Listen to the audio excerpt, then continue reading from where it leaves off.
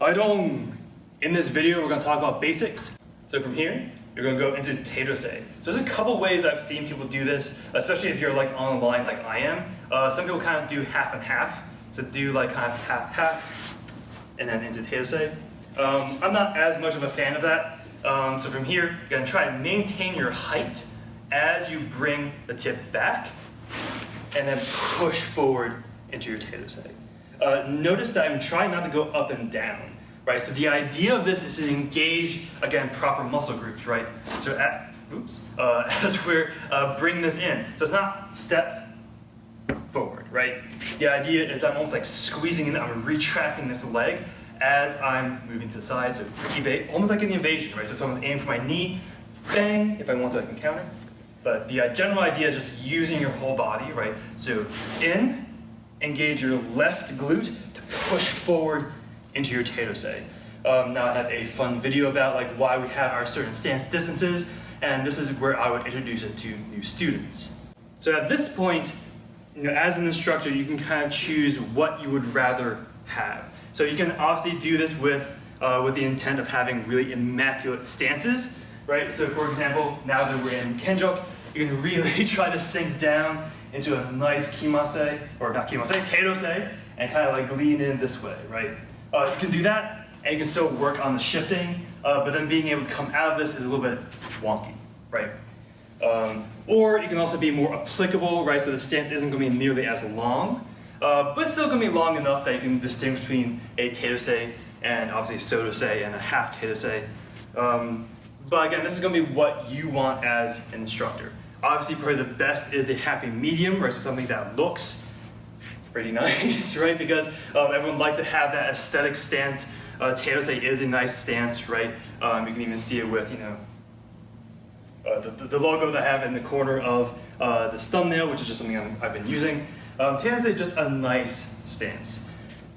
But it's also something that you want to make sure you're able to use in combat, right? So this is really up to you. You can have it really, really long and kind of like work on just like the presentation of it, or you can also work on the application of it. So this is really more up to you as an instructor. So as a brief review, make sure your feet are on an angle.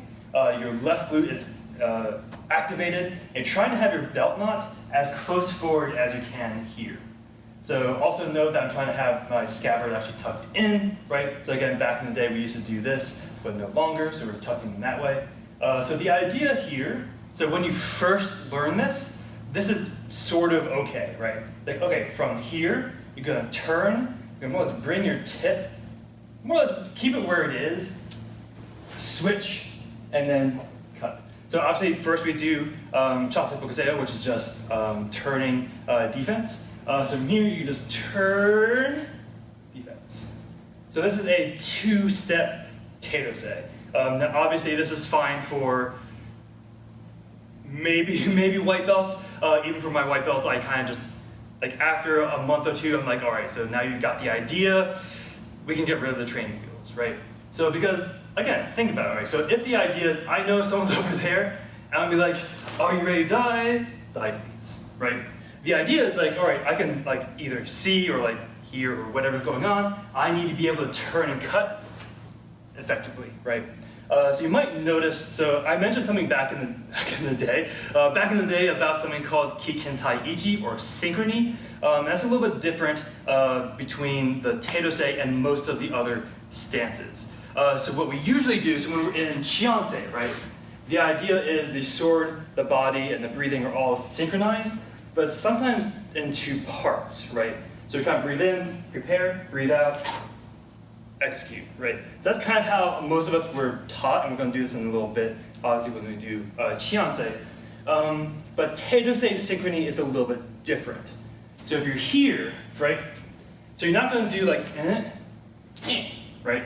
That's going to be closest to what you're going to do for sodose. But what is going to happen is there is going to still be that second part, if you want to think of it that way.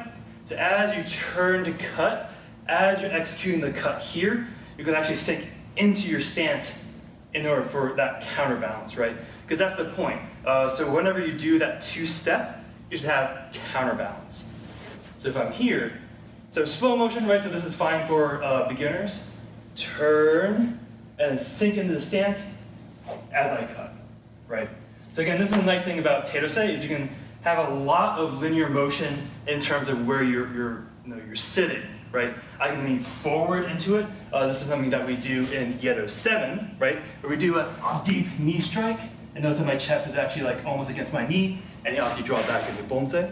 You can have it something a little more back, kind of like in Sangsu 6, where you're kind of here, just kind of like checking, and you're engaging again. So Taito-sei is a really nice, just versatile stance. So what we can do is, utilize it a little bit more. So, all right, so from here, I actually might slide back a little bit more so you can see, hopefully without getting tape on me. Right, so if you're here, for again, beginners, keep the tip where it is, turn, engage the stance as I cut. I tend to lean a little bit forward in my cut just because I like to throw the extra power in. And also my stance can withstand it. But as you get more and more used to it, right, you don't want to be like, right, all one motion, right? So the translation of my mass, I want my sword to accompany it, right? So here, turn cut, turn cut, turn cut, turn cut. Make sense? As I mentioned, this is also a good point for you to work on. So first of all, that synchrony, but also working on that breathing, right? I like to work in sets of 10, right? It's like, all right, take a deep breath in, we're going to do 10. So I kind of warn the student how many we need to do because like you kind of need to learn like how to manage your air, right? So it's obviously very different if we're doing like Chugam Peggy versus like 30 cuts in a row. So I like to warn my students like, all right, for the next 10, take one deep breath in, and you're going to execute each cut effectively, but only one breath, right? A drill that you can do is have students partner off, and you can have them do either, who can have the lower stance, right? So they make heavy eye contact. You might see like a little bit of a shift for them to get a little bit lower, and as you do counts, right, you can obviously see them get lower and lower with each one, or you can also have someone who is faster, right? It's like, all right, so on my count, you're going to turn and cut. Who's dead, right? So who's the one who got second place in the sword fight, which is as good as last place. So like ready, bang, and then see who's faster. So this is both good and bad. Good in the sense that it does keep the students a lot more focused, right? So like, oh, I have an actual person I'm trying to cut. I'm not just trying to be like an ethereal idea of fast, right? Or I want to just be deeper than that person, right? Obviously for that, make sure they're about the same height, otherwise it's not really fair. But one thing to keep in mind is if you do a drill like that, and even if it's just doing basics, not necessarily that particular drill, but even as people are doing Taito-sei, be aware of the shoulder cut, or like the elbow cut, this kind of thing, right? Like, oh, look how fast I am. No, right? Because first of all, again, it's really weak. There's no power behind, well, no power behind it, it's weak. It's just not good form. Versus, I'd rather see that, although it's much slower, but it's very clear that the person intended to actually cut with that. So again, this is something that I would recommend for all of our masters to really keep a watch out for our students. Are they going through the motions, or are they cutting? So there's probably nothing like technically wrong about that, but it's like, it's weak, there's no extension, there's not like that snap, right? Versus, right, so you have that nice powerful cut. Right? So make sure as your students go through these cuts, they're actually cutting as opposed to placing their sword. One more really, really short drill just to help get these names in students' head is whenever you turn and cut when you're in Taito-sei, just announce the stance. I know this sounds really kind of stupid, right? Like, Taito-sei, Taito-sei, Taito-sei, like keep repeating it, so it really like builds up into your student's mind.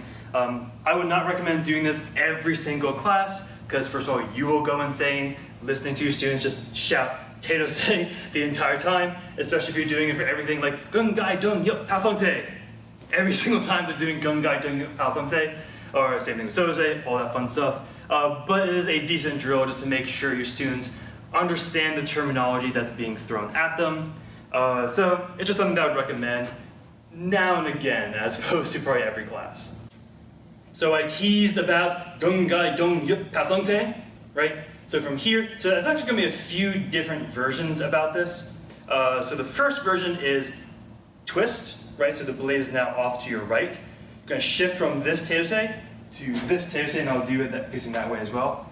As you block with the false edge, the back of the sword, block, bring it up, shift, and up, right? So the idea with this stance is that the knee is above belt level, so it's above belt level. It's covering your body, right? And ideally, you're straight. This is really good for obviously balance, activating the glute, and making sure you're working on that balance, right? So you're going to be in this stance. So just to see the arms again. So in this position, right? So turn, knee block, up, block, and up, right? So notice that the foot is facing downward, and that your hands are actually allowed to shift this way. So the right hand stays as it is, but your left hand is going to shift into this position. So the guard should be about jaw level. You're kind of holding it like so.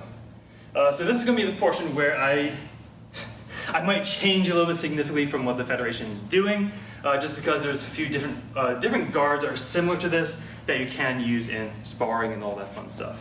But for now, right, another way you can do this is instead of doing the flip block, just go straight in, right? So as you're switching, going into that block, so block.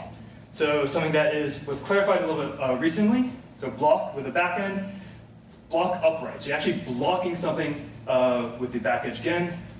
Block using your belly, right? So a little bit of the side, the back of the belly. Block and come up. So there's one thing that I sometimes change with this because this is fine as you're going through it one step at a time, but this does not really work well with the counterbalances involved, right? So if someone is giving me either a crosscut or a stab, if I'm like, man, like what's this guy doing, right? So why do we use Gong Gai Dong Yip Pao Song Se, right? So obviously in the future, once we get used to this balance, we can reach with our cuts and stuff like that. But right now, it's kind of like, all right, so what, right? So there's one theory behind this. So Pao Song Se means, Pao is 8, so you're allegedly able to go in all 8 directions, right? So you have north, south, east, west, as well as northeast and all those other cardinal directions, right? So allegedly that's kind of why it's called Pao Song Se. So it's not like the 8th guard because there was more than 8, or there's less than 8, depending on how you interpret what guards are. But, so that's kind of like why it's called Pao Song Se. Gong Gai Dong Yip is kind of like the, I think it's like Golden Rooster or something like that. So this is the Golden Rooster 8-directional guard. So it's a very, very specific one. But again, so from here, you're here, so block, block. So what I like to do, so this is not necessarily canonical, but it's something that I would like to work on. So use the counterbalance, right? So as I'm blocking, as the blade is coming back in, as the sword is coming in, my knee goes forward, right? So there's that equal and opposite motion this way. So in, that way. So notice it's going to be a little bit harder to maintain that balance, but you're going to be working on a counterbalance of this, right? Which is going to be a lot more effective when you start doing sparring and all those applications. Same thing with when you're switching to the other side, but I'll show you that in a little bit. Again, from the side, for my little tweak, right? So block, block, as I'm going forward, as it's forward, as it comes in, knee up. And I mentioned, so slightly different variations of this guard, right? So you can have your guard switch this way. You can also maintain the left hand as it is and hold it this way. So this is what the Germans called Rathguard, at least from what I remember. There's also several different variations of it they can think about.